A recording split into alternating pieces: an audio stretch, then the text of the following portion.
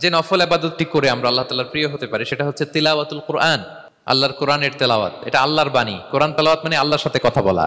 ইনদামা তাতলুল কোরআন কাআন্নামা আনতা তুনাজি মা রাব্বিক, যখন আপনি কোরআন তেলাওয়াত করেন কাইন্ড অফ আপনি আল্লাহর সাথে মুনাজাত করেন, মানে একান্ত আলাপন করেন, আলাপচারিতা করেন।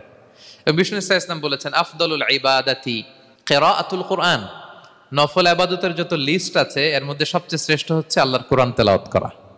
আমাদের বাংলাদেশে একটা ট্রেডিশন হচ্ছে মানে শুদ্ধভাবে পড়ার ধারধারি নেই, তাড়াহুড়ো করে কোরআন খতম দিতে চায়, খতম তুলতে চায়, 5 খতম 7 খতম 10 খতম, খতম তুলতে যায় কোরআন রেই খতম করে ফেলে। না, এইভাবে করা যাবে না, ধীরস্থির ভাবে পড়বেন। আনাস রাদিয়াল্লাহু তাআলা আনহু বলতেন রুব্বা কারি লিল কোরআন ওয়াল কোরআনু ইয়ালআনহু, কোরআনের অনেক তেলাওয়াতকারী আছে যারা সওয়াবের পরিবর্তে কোরআনের লানত পায়, কোরআন এদেরকে লানত করে। এর কারণ তাড়াহুড়ো করে পড়ে, এর কারণ ধীরস্থির ভাবে পড়ে না।